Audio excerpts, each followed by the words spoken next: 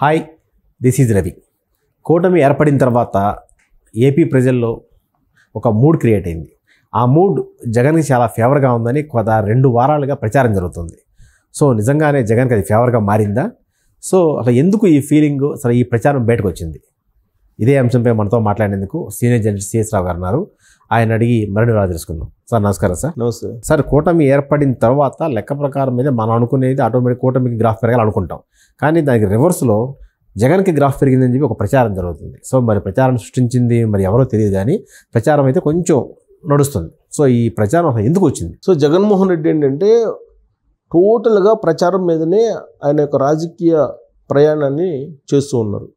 రాజకీయ భవిష్యత్తును కూడా ప్రచారంనే బేస్ చేసుకొని ఆయన ఆశిస్తూ ఉన్నారు. కారణం ఏంటంటే 2019 ఎన్నికల్లో ప్రశాంత్ కిషోర్ డిజిటల్ ప్రమోషన్ ద్వారా ఏ విధంగా అయితే హైప్ క్రియేట్ చేశాడు జగన్మోహన్ రెడ్డికి, అదే తరహాలో ఇప్పుడు అంతకంటే మిన్నగా ప్రచారం చేసి గెలవాలి అని చెప్పి ఆయన ఆలోచిస్తున్నారు.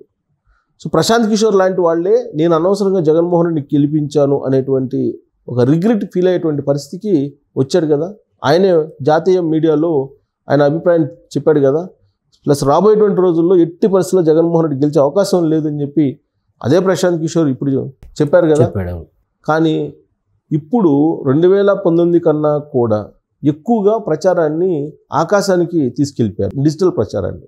ఇప్పుడు మీరు అబ్జర్వ్ చేస్తే గత 2 సంవత్సరాల నుంచి కరోనా తగ్గినప్పటి నుంచి గడప గడపకు వైఎస్ఆర్ కాంగ్రెస్ పార్టీ అని చెప్పి ప్రభుత్వ డబ్బులతోటే ప్రచారం చేసుకున్నారు. అది అటర్ ఫ్లాప్ అయింది. ప్రజలు తిరగబడ్డారు ఎమ్మెల్యేల మీద, అంతా అయిపోయింది. అది అయిపోయిన తర్వాత ఆ ప్రోగ్రామ్ కోటి ఏదో క్రియేట్ చేశారు కదా, వై నీడ్స్ ఏపీ జగన్ అని ఏదో ఒకటి క్రియేట్ చేశారు.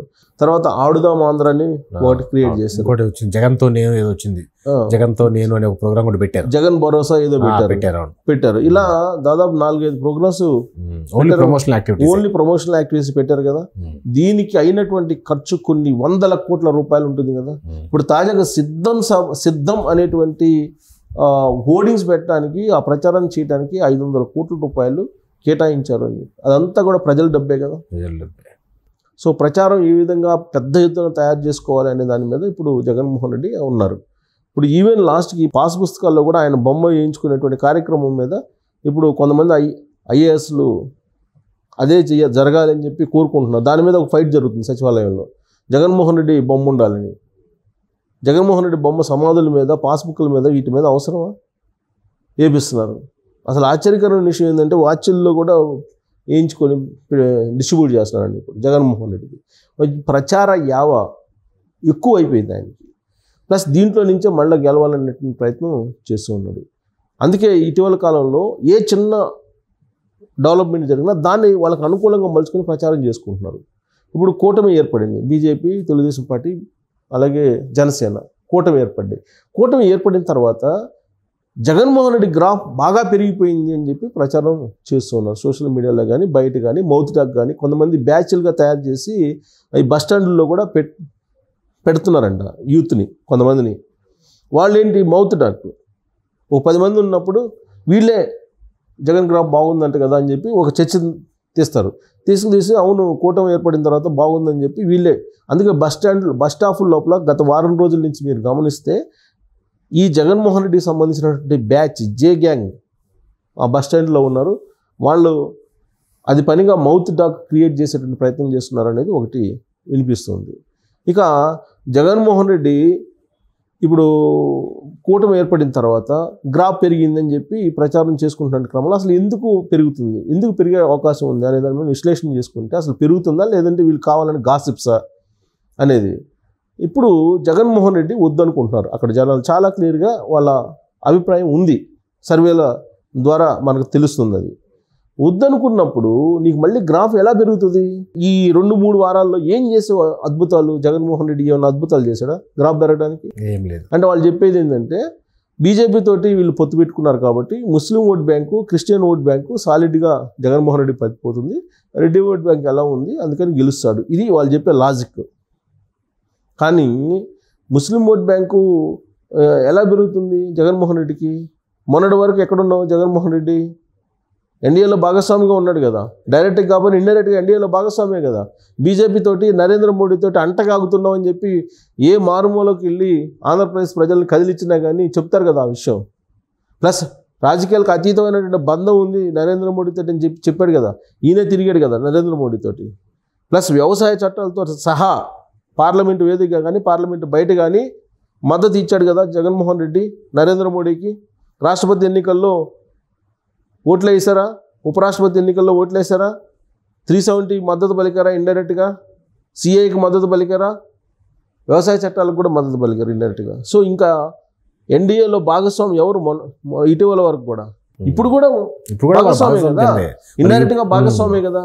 అంటే చీకటి వ్యవహారాలు నడుపుతున్నటువంటి జగన్మోహన్ రెడ్డి బీజేపీ తోటి తెలుగుదేశం పార్టీ జనసేన కూటమి కడితే ఆయన గ్రాఫ్ ఎలా పెరుగుతుంది?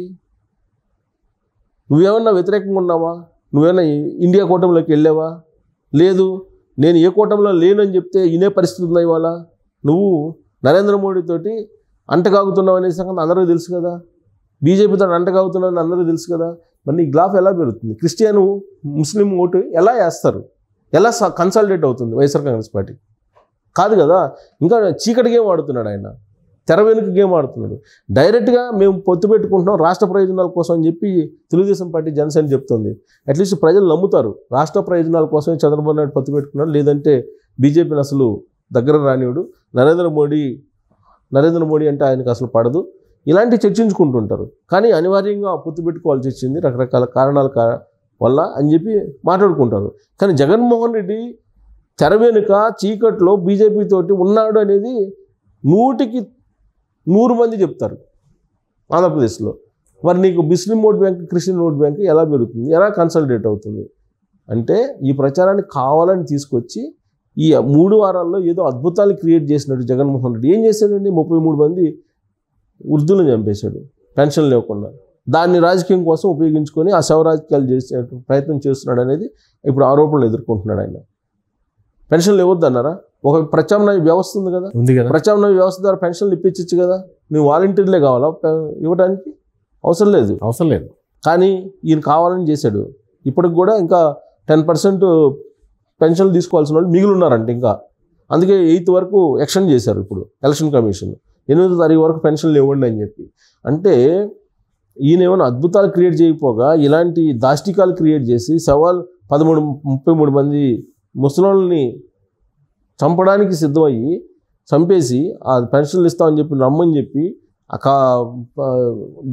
ఆ నెపాన్ని ప్రత్యర్థుల మీద నెట్టడానికి, విపక్షాల మీద నెట్టడానికి ప్రయత్నం చేసావు. ఇలాంటి పరిస్థితుల్లో గ్రాఫ్ ఎలా పెరుగుతుంది? సో జగన్మోహన్ రెడ్డి గ్రాఫ్ పెరగడం కాదు, ఇంకా డమాల్ అయింది. బస్టాండ్లో ఒక వ్యూహాత్మకంగా కొంతమంది వైఎస్ఆర్ కాంగ్రెస్ పార్టీకి సంబంధించిన జే గ్యాంగ్ని పెట్టేసి రాష్ట్ర వ్యాప్తంగా పబ్లిక్ ప్లేసెస్లో డిప్లాయ్ చేసేసి వాళ్ళే ఇలాంటి ప్రచారం క్రియేట్ చేస్తున్నారు. అలాగే దొంగ సర్వేలు కూడా కొంతమంది సర్వే సంస్థలను కొనుగోలు చేసి రకరకాల పేర్లతోటి ఈ సర్వేలను కూడా సోషల్ మీడియాలో ఫ్లోట్ చేసేసి పబ్లిక్ మూడ్ని మార్చేటువంటి ప్రయత్నం చేస్తున్నారు. కానీ వాస్తవంగా అలాంటి సీన్ ఏమీ లేదు. అందుకే ఆయన బస్ యాత్ర ఫెయిల్ అవుతుందని చెప్పి మనం కళ్ళెదుటి కనపడుతుంది. సో ఆయన కేవలం ప్రచారాన్ని నమ్ముకొని గెలవాలనుకుంటున్నాడు. అది సాధ్యమయ్యేటువంటి పని కాదు. ఆయన గ్రాఫ్ పెరిగిందని సోషల్ మీడియాలో, డిజిటల్ మీడియాలో వచ్చినంత మాత్రాన పెరిగినట్టు కాదు. ఈ బస్ స్టాండ్ ట్రూప్స్ ఏవైతే ఉన్నాయో ఆ బస్ స్టాండ్ ట్రూప్స్ చేసేటువంటి ప్రోపగండా ఇది అని చెప్పి మనకు తెలుస్తుంది.